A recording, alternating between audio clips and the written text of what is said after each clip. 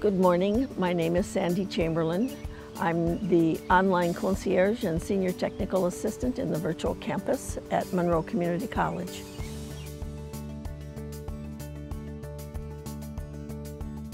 It began approximately 40 years ago when my husband was stationed at Fort Carson, Colorado, and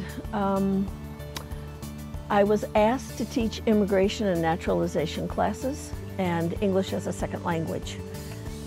I worked with military personnel, parents, children, wives, all different sorts of people that needed to learn English or were looking to be naturalized citizens.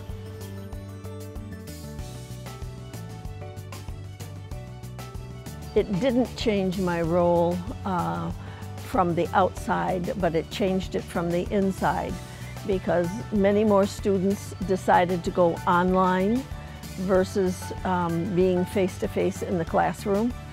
And there are certain things that online students have to stay up to date on, and if they don't, they get a call from me and we have a conversation. And during that conversation, many things are divulged, and I talk with the students about the situations and match them with some of the services that are available here at the college. And sometimes the student is simply depressed, and I talk with them, and by the end of our conversation, I have them smiling or laughing and thanking me profusely for spending time with them and giving them a voice.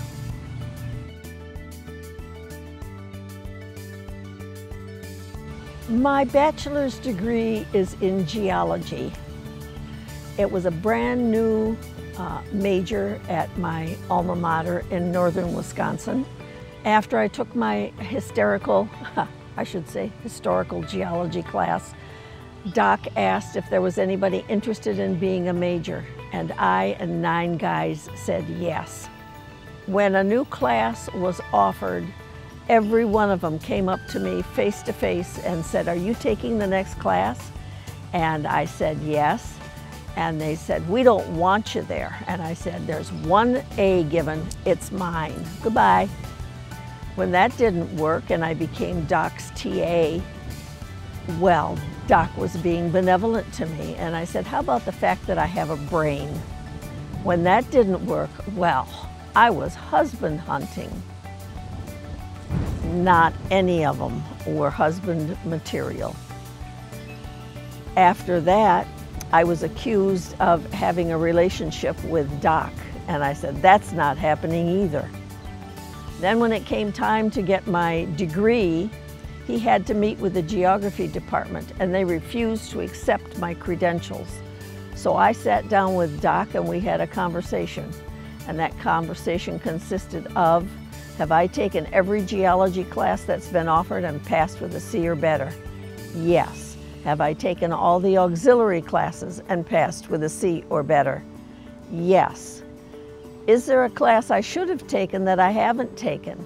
And the answer to that was yes. My next question was, has it ever been offered before? No. Am I signed up for it? Yes. Well, I said, then what's the reason for not approving my credentials? Well, they wanted a man to walk with me, and I said, I have my own shoes and I can walk across that stage on my own, and I did.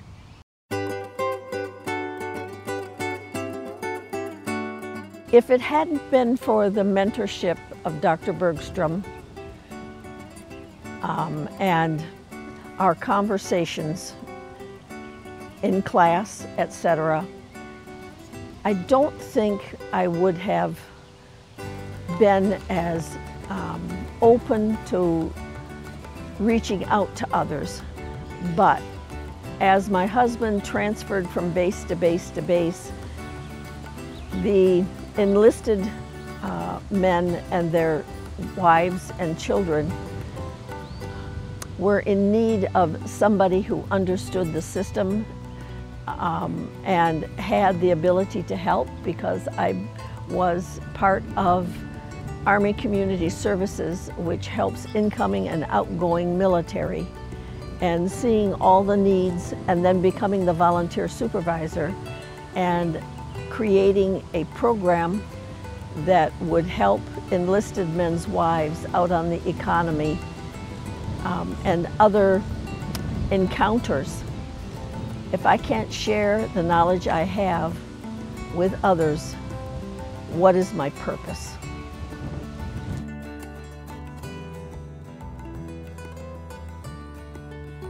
I'm on the Social Justice Committee at my church. I do fundraisers at my church. I began the gift wrapping booth at Marketplace Mall in Rochester, and it was a good fundraiser for the church, but we're not there anymore. I donate to Mary Cariola because I had a granddaughter who had severe cerebral palsy, and that's where any donations I make go to them so that other children can have a chance. And they were excellent with my granddaughter. They gave her happiness. I belong to the Association of St. Francis de Sales, and we do a lot of work with the poor, the disenfranchised, and I donate to the SMMI sisters that are part of the Salesian spirituality that helps young ladies who get themselves in trouble by giving them a place to be when they're thrown out of their homes when parents find out they're pregnant, and help them learn how to take care of their children after they give birth. Goodness, there's other things that I do. Food donations here at the college. I bring in stuff so that those who are food insecure can have a decent meal. I've resettled over 100 refugees that have come to the Rochester area, and that is everything from finding a place for them to live, making sure they understand what they need to be able to do, driving them to the doctor, or whatever other appointments they need to, working with them to get their children in school so they can learn English, letting them know where English as a second language classes are being taught so they can learn English and become assimilated into the community. Just lots of things. My plans for the future are to continue trying to make a difference in students' lives here at Monroe Community College, the online population, and to continue to volunteer in the community so that everyone can have a fair chance.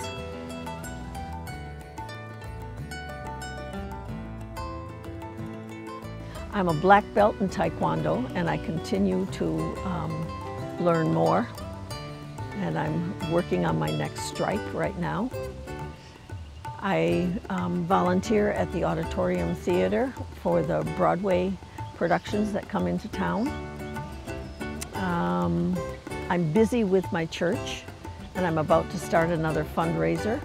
I'm active in the Association of St. Francis de Sales in the local group. We're small, but dynamite. Goodness, I got all kinds of things in the fire.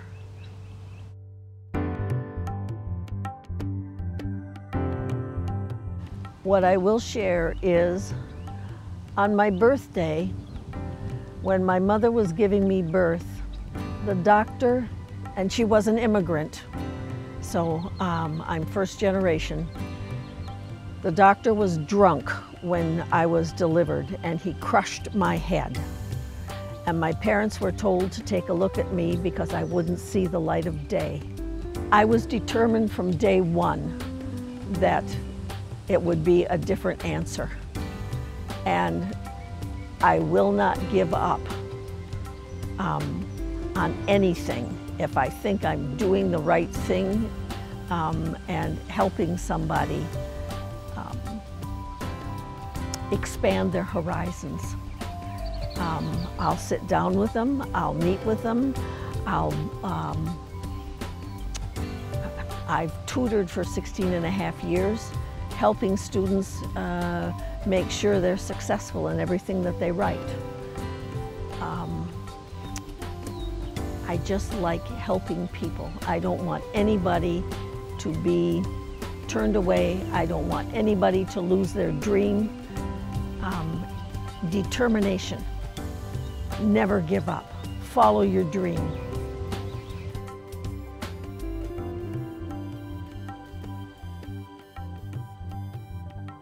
I would say that after the high school counselor laughed at me hysterically just before graduation, telling me how stupid I was,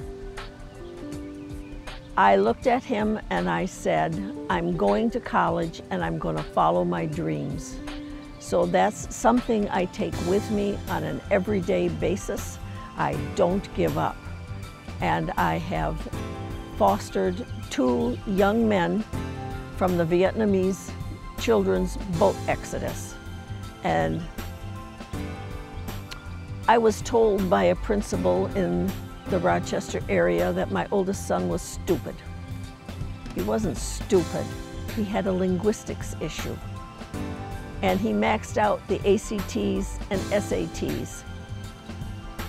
Nobody in the school was close to him in physics, chemistry, and math. We didn't give up. He has an electrical engineering degree and a very good job. And my youngest son is also extremely successful. I didn't give up, and they didn't give up. They followed their dreams.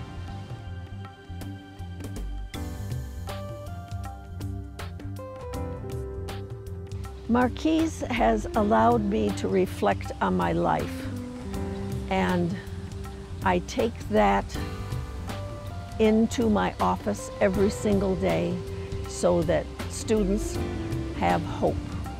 Students can be successful. Students can graduate with their dream and move on.